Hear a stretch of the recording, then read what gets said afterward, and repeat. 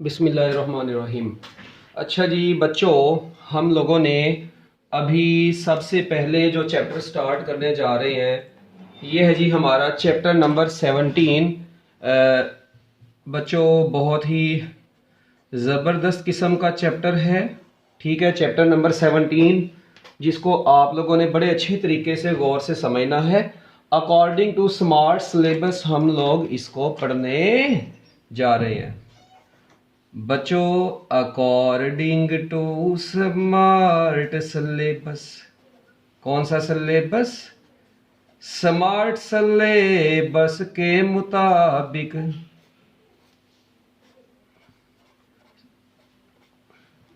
Syllabus के मुताबिक बच्चों, स्मार्ट सिलेबस के मुताबिक हम लोग चैप्टर नंबर कौन सा पढ़ने जा रहे हैं? कौन सा पढ़ने जा रहे हैं बच्चों? 17। इसमें सबसे पहले नंबर पे हम लोगों ने जो पढ़नी है वो है मैकेनिकल प्रॉपर्टीज ऑफ सॉलिड्स। बच्चों याद रखना है, चैप्टर नंबर 17 के अंदर हम लोग सॉलिड्स की 3 प्रॉपर्टीज को डिस्कस करने जा रहे हैं। सबसे पहले नंबर पे सॉलिड्स की जो प्रॉपर्टीज को डिस्कस करना है उन प्रॉपर्टीज को बोला जाता है मैकेनिकल प्रॉपर्टीज। बच्चों चैप्टर नंबर 17 में हम लोगों ने सॉलिड की मैकेनिकल प्रॉपर्टीज के बाद कौन सी प्रॉपर्टीज की तरफ चलना है? Electrical properties of the solids की तरफ चलना है। और उसके बाद एंड पर magnetic properties of the solids आ जाएंगी। ये टोटल 3 तरह की प्रॉपर्टीज को हम लोगों ने इस चैप्टर के अंदर स्टडी करना है। ओके बच्चों, हैंड रेज कर दें जल्दी जल्दी, आवाज आ गई यहां तक तो हरी अप। ओके बच्चों, अब आप लोग जरा गौर से सुनिएगा। हम लोग इस चैप्टर में बारी बारी mechanical properties, electrical properties and magnetic properties को स्टडी करेंगे। हाँ, मैं आपको मैकेनिकल प्रॉपर्टीज यहां पर 3 लेक्चर्स के अंदर करवाऊंगा, इलेक्ट्रिकल प्रॉपर्टीज भी आपको 3 लेक्चर्स के अंदर करवाऊंगा और मैग्नेटिक प्रॉपर्टीज मैं आपको बच्चों 2 लेक्चर्स के अंदर करवाऊंगा। तो टोटल आपके कितने लेक्चर लगेंगे इस चैप्टर के ऊपर? 8 लेक्चर्स के अंदर हम लोग इस चैप्टर के कुल पढ़ देंगे। ठीक हो गया जी, इसको जन्नत नसीब हो जाएगी। कितने लेक्चर्स के बाद? इंशाल्लाह 8 लेक्चर्स के बाद। ठीक हो गया, ओके जी, नाइस। अब बच्चों आप लोगों ने सबसे पहले नंबर पर देखनी है mechanical properties of the solids. अब बच्चों mechanical properties of the solids को स्टडी करने के लिए आप लोगों को अपना दिमाग, आंखें, नाक, कान हमारे इस चैनल के ऊपर लगा के रखनी पड़ेंगी। Mechanical properties of the solids, mechanical properties of the solids, solids की मैकेनिकल प्रॉपर्टीज को स्टडी करने जा रहे हैं। अच्छा जी बच्चों, सबसे पहले आप लोगों ने एक बात बड़ी ही इंपॉर्टेंट जो कि बड़े गौर से अच्छे तरीके से आप लोगों ने समझनी भी है और सुननी भी है, वो क्या? मैकेनिकल प्रॉपर्टीज के अंदर ना हम लोग डिस्कस करते हैं 2 बड़ी ही इंपॉर्टेंट टर्म्स को।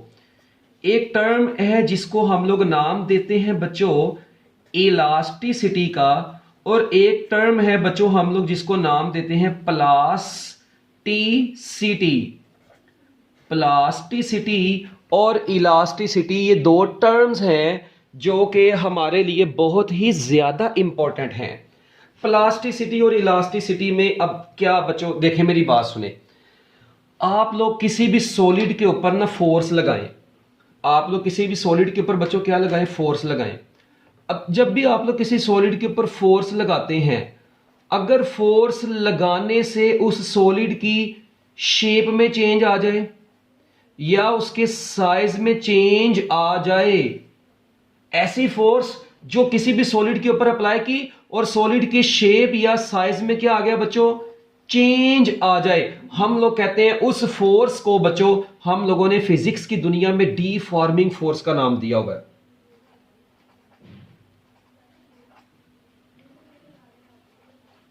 बच्चों हम लोगों ने इस फोर्स को कौन सा नाम दिया है? Deforming force. The force which changes the shape as well as the size of the object. Is known as deforming force.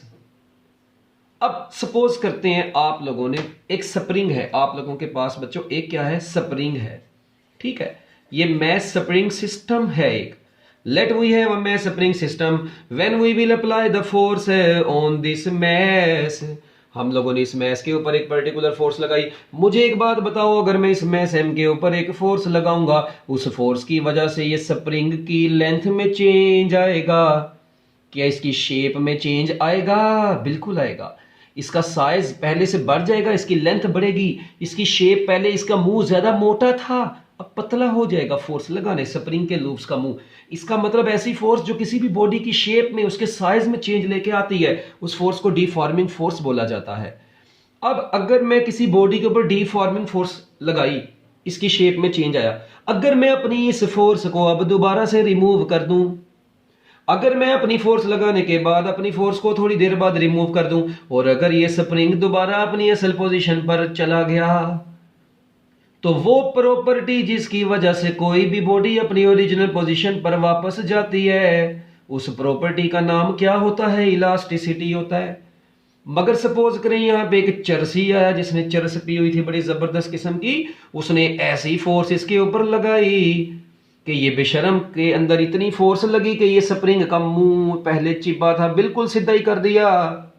आप लोग इलास्टिक जो एक क्या नाम है जो रेंज थी बच्चों इलास्टिसिटी की, आप उसको क्रॉस कर गए हैं, आप इलास्टिक लिमिट को क्रॉस कर गए हैं। अगर आपकी डिफॉर्मिंग फोर्स इस तरह से किसी बॉडी के ऊपर लगे कि बच्चों आप लोग उसकी बच्चों रेंज को ही क्रॉस कर जाए, उसकी इलास्टिक लिमिट को क्रॉस कर जाए, तो वो बॉडी अपनी पोजीशन पर वापस नहीं जाएगी। और जब बॉडी अपनी पोजीशन पर वापस नहीं जाएगी तो बॉडी के उस बिहेवियर को प्लास्टिसिटी बोलते हैं, और उस बॉडी को फिर हम लोग प्लास्टिक बॉडी का नाम देते हैं। और अगर बॉडी अपनी असल पोजीशन पर वापस चली जाए तो हम लोग इस प्रॉपर्टी को क्या नाम देते हैं? इलास्टिसिटी का नाम देते हैं। और वो बॉडी जिसके अंदर ये इलास्टिसिटी होती है उस बॉडी को इलास्टिक बॉडी बोलते हैं। इसका मतलब है after the removal of deforming force, after removal of deforming force, after the removal of deforming force, body returns to its original shape, size and position। Original shape में अगर तो वो पहुंच गई है तो वो प्रॉपर्टी जो किसी बॉडी को उसकी ओरिजिनल पोजीशन पर, ओरिजिनल शेप पर वापस लेके जाती है बॉडी की, उस प्रॉपर्टी का नाम इलास्टिसिटी होता है। after removal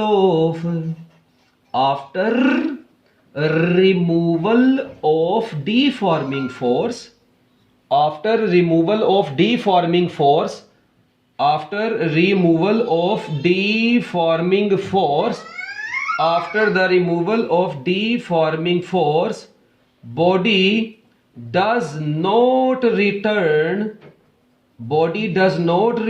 to its original shape.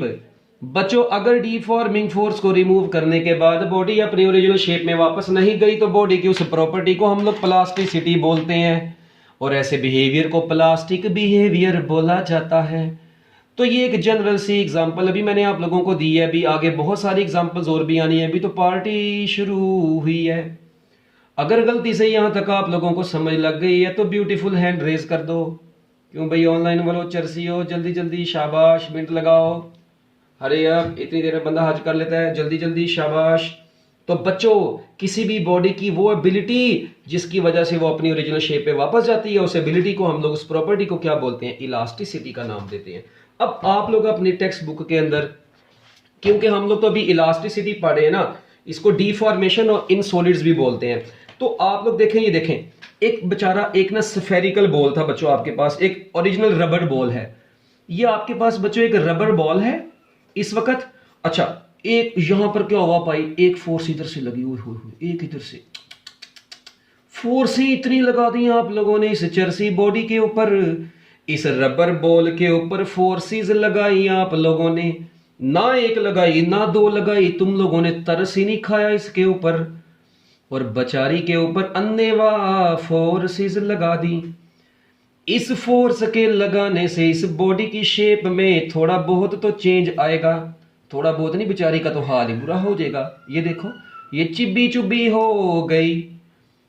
अब अगर मैं अपनी उसी डिफॉर्मिंग फोर्स को रिमूव कर दूं, ये अंडर द फोर्सेस, जब ये फोर्सेस इसके ऊपर लगी हैं तो बच्चों ये बेचारी की हालत ही बिगड़ गई है। अच्छा, अगर मैं अपनी इन तमाम फोर्सेस को जो इसके ऊपर लग रही थी इस वक्त, ऐसे ऐसे ऐसे, ये फोर्सेस के लगने से बच्चों इसकी शक्ल में बिगाड़ आया।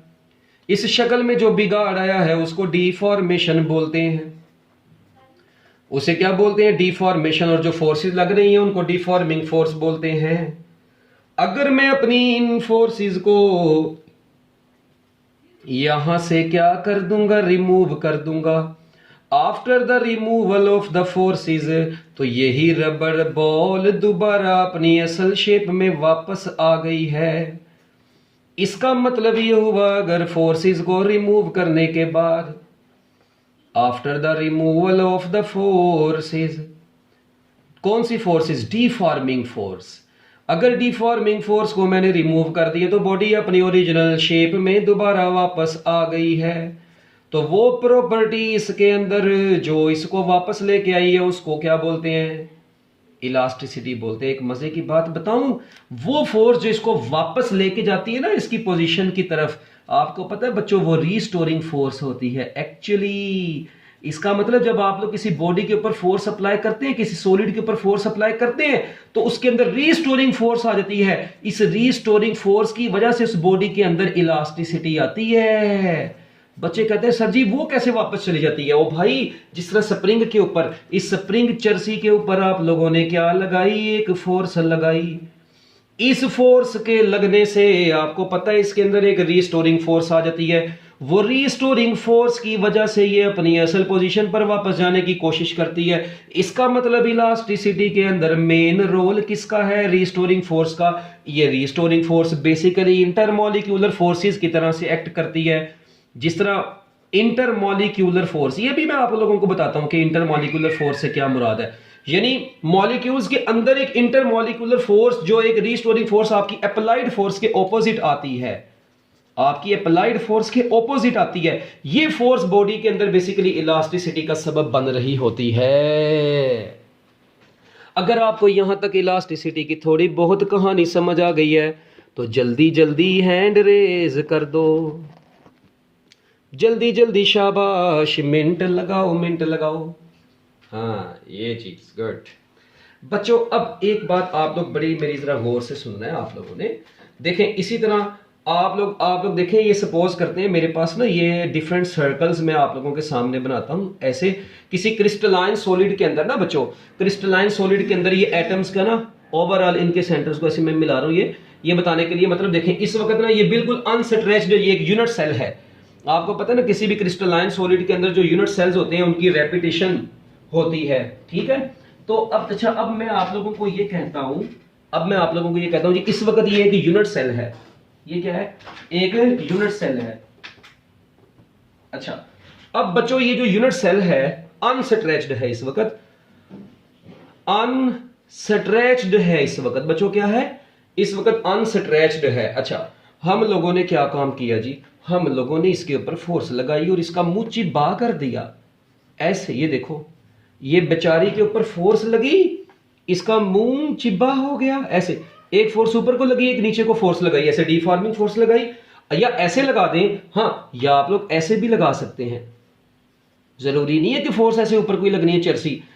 ये लेंथ में इंक्रीज लेके आ रही है ना, ऐसे ये डिक्रीज भी तो लेके आ रही है सॉलिड के अंदर। तो बच्चों ये देखें, ये ऐसे, ये देखें, ये भी तो बच्चों इस वक्त ये देखें ना ऐसे, ये डिफॉर्मिंग फोर्सेस लग रही। अच्छा, अगर मैं इन फोर्सेस को रिमूव कर दूंगा, ये इनवर्ड फोर्स अप्लाई की आप लोगों ने, और ये वाली कौन सी फोर्स अप्लाई की? ये वाली जो आप लोगों ने फोर्स अप्लाई की है ये आउटवर्ड फोर्स है। बेशक इनवर्ड लगाओ, बेशक आउटवर्ड लगाओ, हाँ, मगर लगाओ इंसानियत के दायरे में रह के। हो है लगानी इंसानियत के दायरे में है, सर्कल ऑफ ह्यूमैनिटी में है, इलास्टिक लिमिट के अंदर। तो बच्चों यही बॉडी दोबारा अपनी असल शेप में वापस चली जाएगी। तो बच्चों वो प्रॉपर्टी जो इसको वापस लेके गई है। मैंने अब अपनी रिमूव किया, किसको? Removing applied force. बच्चों अप्लाइड फोर्स को रिमूव किया और ये दोबारा अपनी असल शेप में वापस चली गई। वो प्रॉपर्टी जो इसको असल शेप में वापस लेके जाती है, that property is known as restoring force. That property is known as restoring force. अच्छा, अगर आप लोगों के पास ना डिफरेंट बॉडीज हो, आपसे पूछा जी बताए इनमें से कौन सी ज्यादा इलास्टिक है, विच इज मोर इलास्टिक। ठीक है, अब मैं आप लोगों से कहता हूं जी, फॉर एग्जांपल मुझे बताएं, अगर आप लोगों के सामने एक स्टील है और रबर है, मैं आप लोगों से एक क्वेश्चन पूछता हूं, बताइए जी विच इज मोर इलास्टिक। अब अक्सर बच्चों का आंसर बड़ा गलत होता है। मैं पूछता हूं जी विच इज मोर इलास्टिक। ठीक है, ऑप्शंस मैं देता हूं जी, स्टील या रबर। अब हर छीदा मीदा चरसी, हर छीदे मीदे के जहन में ये आएगा कि जो स्टील होता है वो कम इलास्टिक होगा, रबर जो है वो ज्यादा इलास्टिक होती है। ये कहेंगे जी रबड़ तो मुड़ जाती है फूफी, है रबड़ मुड़ जाती है तो रबड़ में ज्यादा इलास्टिसिटी है। ऐसा नहीं ना, rubber is not elastic, steel is elastic. बच्चों इलास्टिसिटी की सिर्फ एक डेफिनेशन नहीं है कि जो बॉडी को असल शेप में वापस लेके जाए। हाँ, अगर आपने इसको देखना है, हाँ हम ये कहते हैं या ये भी कहते हैं कि ऐसी फोर्स, ठीक है, जो बॉडी के ऊपर डिफॉर्मिंग फोर्स लगे और उसको रेजिस्ट करे, ability of a body to resist the deforming force is also called elasticity. ये ले जाए, मैं आपके सामने एक और डेफिनेशन लिखता हूं इलास्टिसिटी की। Ability of a body to resist, तो जो ज्यादा रेजिस्ट करेगी, to resist the deforming force, to resist the deforming force is also called elasticity. इसको भी बच्चों हम लोग क्या बोलते हैं? इलास्टिसिटी बोलते हैं। वो एबिलिटी किसी भी बॉडी की, जिस एबिलिटी की वजह से वो बॉडी क्या करती है, डिफॉर्मिंग फोर्स के अगेंस्ट रेजिस्टेंस क्रिएट करती है, अपनी शेप को चेंज नहीं होने देती। वो कहती है नहीं मैंने अपने शेप को चेंज होने देना, वो बॉडी ज्यादा इलास्टिक होती है। अब स्टील है, स्टील के ऊपर फोर्स लगाओगे, ये कहेगा भाई किथे आया तू, ये अपनी शेप को जल्दी चेंज नहीं होने देगा। ये स्टील है ना आपके पास, ये देखिए मैं कहता हूं जी ये स्टील है। अच्छा, आपने फोर्स लगाई पागलों की तरह, इसको पहले बांधा, यहां पे किसी एंड से बांध दिया, उसके बाद आप लोग इधर से ना नीचे ऊपर को ऐसे फोर्स लगा रहे हैं, इधर से बांधा हुआ है इसको, और इधर से बच्चों आप लोग इसको लगातार ऊपर को ऐसे फोर्स लगा रहे हैं, फुल जोर से ऊपर को फोर्स लगा रहे हैं। मगर आप लोग मुझे बताएं, ये अंदर रिस्टोरिंग फोर्स ज्यादा क्रिएट, मतलब उसके इक्वल क्रिएट करेगा जब, तब तो वो स्टैटिक इक्विलिब्रियम में आ जाएगा। और बच्चों देखें, अगर इस जारी बात है आप लोग इसके ऊपर फोर्स लगा रहे हैं, इसके अंदर एक रिस्टोरिंग फोर्स भी होनी है। अगर आपकी अप्लाइड फोर्स और इसके अंदर प्रोड्यूस होने वाली रिस्टोरिंग फोर्स इक्वल होगी तो ये तो रॉड स्टैटिक रहेगी, स्टील की बनी हुई है रॉड। अच्छा, मगर अगर ऐसा सपोज करें आप लोगों ने फोर्स बड़ी लगा दी, तो बच्चे कहते हैं सर जी उसकी शेप तो चेंज हो जाएगी, और भाई फिर वो अपनी इलास्टिक लिमिट को क्रॉस कर जाएगी, फिर ये वापस नहीं आएगी। अगर आपने स्टील के ऊपर इस तरह की फोर्स लगा दी कि उसकी शेप में परमानेंट चेंज आ गया, तो अगर वो वापस नहीं आएगी अपनी शेप में, तो इलास्टिसिटी तो उसके अंदर रही नहीं, वो तो प्लास्टिसिटी बन गई ना। उस बिहेवियर को भी प्लास्टिक बिहेवियर बोल देंगे। हम तो भी इलास्टिसिटी की बात कर रहे हैं, एक इलास्टिक लिमिट के अंदर रह के हम लोगों ने बात करनी होती है। अच्छा, इसी तरह ये मेरे पास बच्चों रबर है, यहां पर एक रबर से बनी हुई मेरे पास बच्चों एक छोटी सी रॉड है, इसके ऊपर मैं फोर्स लगाऊंगा, ये फौरन चिब्बी हो जाएगी, इसकी शेप में फौरन चेंज आ जाएगा। इसका मतलब है रबर जो है वो अपनी शेप में जल्दी चेंज ले आएगा, स्टील अपनी शेप में चेंज नहीं आने देगा। इसका मतलब शेप डिफॉर्म, ये स्टील डिफॉर्मिंग फोर्स के अगेंस्ट ज्यादा रेजिस्टेंस क्रिएट करेगा, तो steel is more elastic than rubber. तो इसीलिए बोलते हैं steel is more elastic than rubber. तो बच्चों स्टील जो होता है वो रबर से ज्यादा इलास्टिक होता है। तो लो जी बच्चों, ये तो थी आप लोगों की इलास्टिसिटी की कुछ बातें, ठीक है। अच्छा, अब हम लोग अपनी बात को थोड़ा सा ही आगे बढ़ाते हैं। ये इलास्टिसिटी मेरे ख्याल अब आप लोगों को समझ आ जाएगी, इसमें कोई मुश्किल चीज नहीं है, ठीक है। इसकी दूसरी डेफिनेशन ये है जी, बस ये दूसरी डेफिनेशन, पहली वही, ability of a body to return to its original shape when the stress is removed is called elasticity. अच्छा, अब मुझे एक बात आप लोग बताएं, इस जरा बड़े ही गौर से ना आप लोगों ने बड़ी तसल्ली से ना ये बात सुननी है, बहुत जबरदस्त बात बताने लगा हूं। देखो यार, मेरे पास ना ये एक रॉड है, ठीक है, ये रॉड है बच्चों एक मेरे पास। अच्छा, मैं इसके ऊपर लगाता हूं, इसके ऊपर फोर्स लगाता हूं। ओ यार मेरी बात सुनो, इसको एक एंड से मैंने बांधा हुआ है, इधर से मैंने इसको बांधा हुआ है, ये इसका एरिया ऑफ क्रॉस सेक्शन है। इसके पर्टिकुलर एरिया के ऊपर मैंने लगाई बच्चों एक फोर्स। मुझे एक बात बताओ, मैंने फोर्स लगाई, आपको पता है अब ये एक साइड से बंधी है, ये फोर्स लगाई, ये स्टील की बनी हुई है, सपोज करें किसकी बनी हुई है, स्टील की। मुझे एक बात बताएं, ये किसी ऐसे सॉलिड की है, किसी की बनी हुई है, किसी सॉलिड की बनी हुई है, क्योंकि हम सॉलिड की बात कर रहे हैं। अच्छा, ये किसी सॉलिड ऑब्जेक्ट की बनी है, सपोज करते हैं स्टील की। मैंने इसके ऊपर लगाई फोर्स। बच्चों जब मैं इसके ऊपर फोर्स लगाऊंगा, आपको पता है इसके अंदर जो एटम्स होंगे ना, इसके अंदर जो एटम्स होंगे, जाहिर बात है वो आप लोग उनके ऊपर फोर्स लगाएंगे, वो डिस्प्लेस होना चाहते हैं, वो डिस्प्लेस होंगे इस फोर्स की वजह से। मगर रीस्टोरिंग फोर्स क्या काम करेगी? रीस्टोरिंग फोर्स की ख्वाहिश होगी कि ये ना इधर को जाए। इसका मतलब जैसे ही आप लोग किसी सॉलिड के particular area of cross section के ऊपर, किसी पर्टिकुलर एरिया को एरिया ऑफ क्रॉस सेक्शन बोलते हैं। सिर्फ वो एरिया जहां पर फोर्स लग रही है, पूरे एरिया की बात नहीं कर रहा, सिर्फ वो एरिया जहां पर फोर्स लग रही है उसको एरिया ऑफ क्रॉस सेक्शन बोलेंगे। जब आप लोग इसके एरिया ऑफ क्रॉस सेक्शन के ऊपर फोर्स लगाते हैं तो इसी एरिया ऑफ क्रॉस सेक्शन के अंदर एक इंटरनल फोर्स भी लगती है, एक रीस्टोरिंग फोर्स भी लगती है। तो बच्चों जब भी किसी बॉडी के ऊपर आप लोग फोर्स अप्लाई करते हैं तो अप्लाइड फोर्स की वजह से उस बॉडी के अंदर ही एटम्स के अंदर इंटरमॉलिक्यूलर फोर्सेस की वजह से एक रीस्टोरिंग फोर्स क्रिएट हो जाती है। बच्चों वो रीस्टोरिंग फोर्स जो एक्ट करती है ना उसी एरिया ऑफ क्रॉस सेक्शन पर, उस restoring force per unit area को फिजिक्स की दुनिया में हम लोगों ने स्ट्रेस का नाम दिया हुआ है। ये that is the restoring force.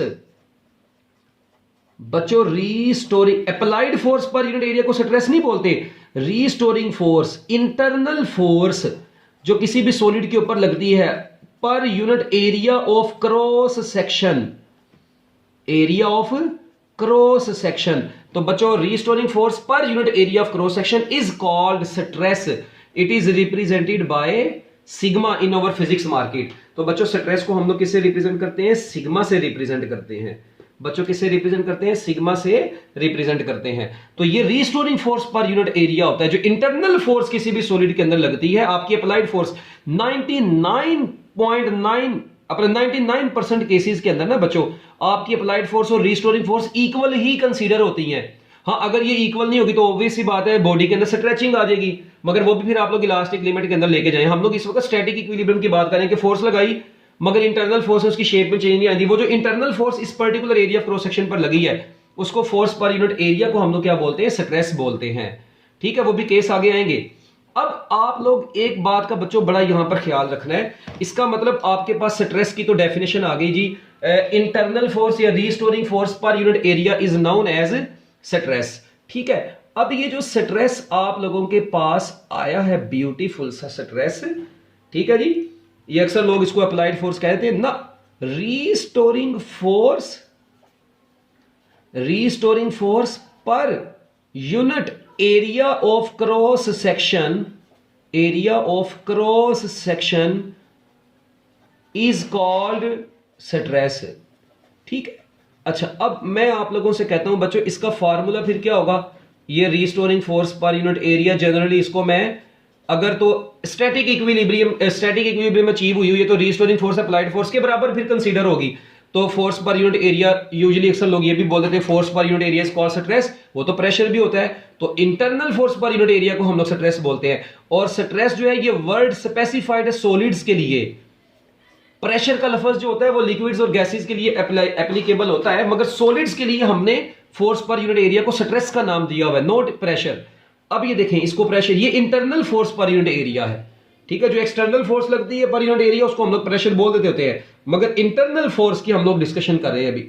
जो रीस्टोरिंग फोर्स है, ये जो इलास्टिसिटी लेके आ रही है, जो बॉडी के अंदर इलास्टिसिटी का सबब बन रही है, वो रीस्टोरिंग फोर्स है। तो restoring force per unit area को स्ट्रेस बोला जाता है।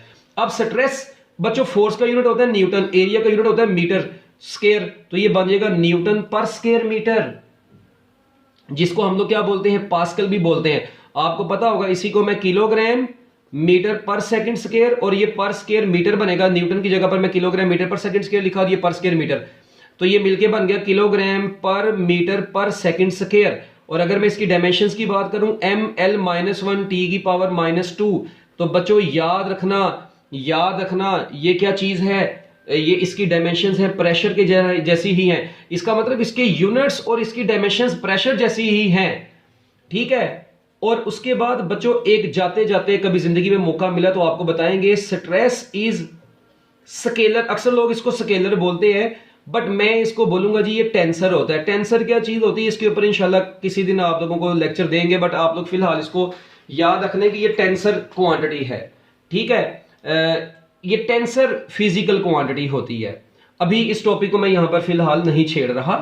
इसके बाद बच्चों जो स्ट्रेस होता है ना, जो स्ट्रेस होता है, आपको पता है कि अभी आपने इसका फार्मूला पढ़ा जी, फोर्स ओवर एरिया होता है। अच्छा, अब आप लोग मुझे एक बात बताएं, ये सपोज करें ऐसे ना, ये वायर थी ऐसे लटकी हुई थी, मैंने इसके ऊपर फोर्स लगाई, आपको पता है इसके अंदर एक रीस्टोरिंग फोर्स जो एक्ट करेगी, उस पर यूनिट एरिया को तो हम लोगों ने स्ट्रेस ही बोलना है।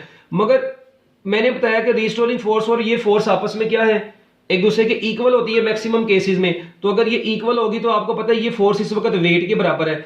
इसी की जगह पर मैं mg divided by area of cross section of the wire भी तो लिख सकता हूं। अच्छा, अब आपको पता है जो mg ओवर एरिया आ गया।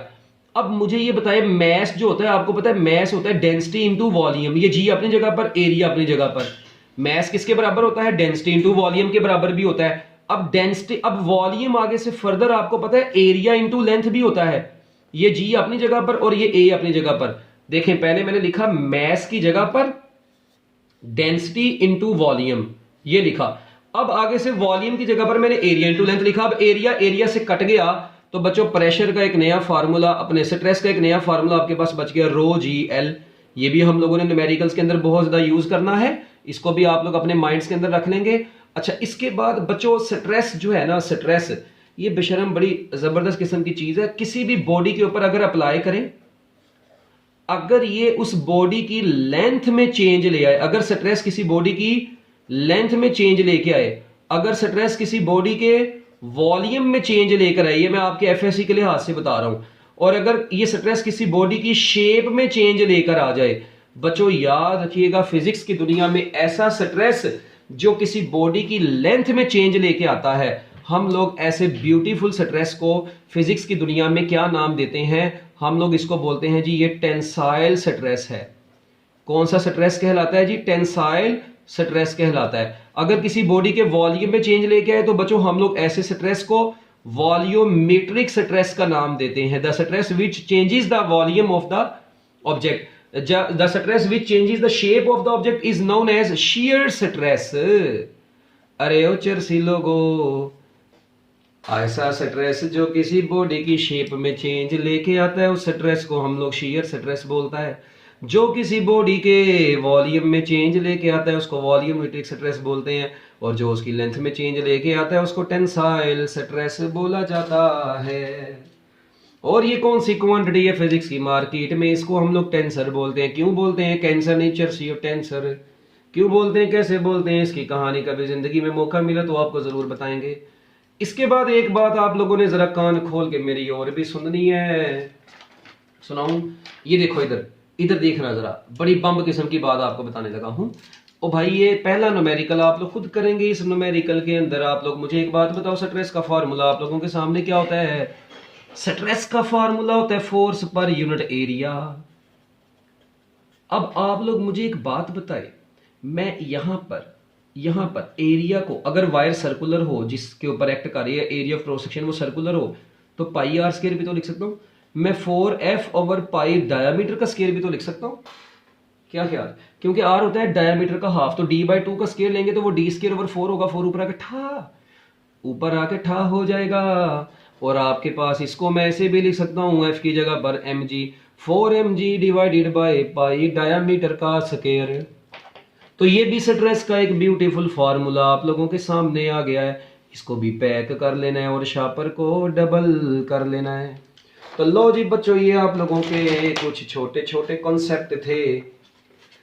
अभी इससे आगे बातें हमने कल करनी है अगले लेक्चर में। स्ट्रेन क्या होती है, इलास्टिक कांस्टेंट्स क्या होते हैं, modulus of elasticity, Young's modulus, bulk modulus, shear modulus, ये सारा कुछ बच्चों हम लोगों ने भी आगे आने वाले लेक्चर्स के अंदर पढ़ना है। अभी तो पार्टी शुरू हुई है। तो लो जी बच्चों, यहां तक का आज का लेक्चर हम समाप्त करते हैं। इंशाल्लाह जिंदगी रही तो कल मुलाकात होगी। ओके बच्चों, अल्लाह हाफिज।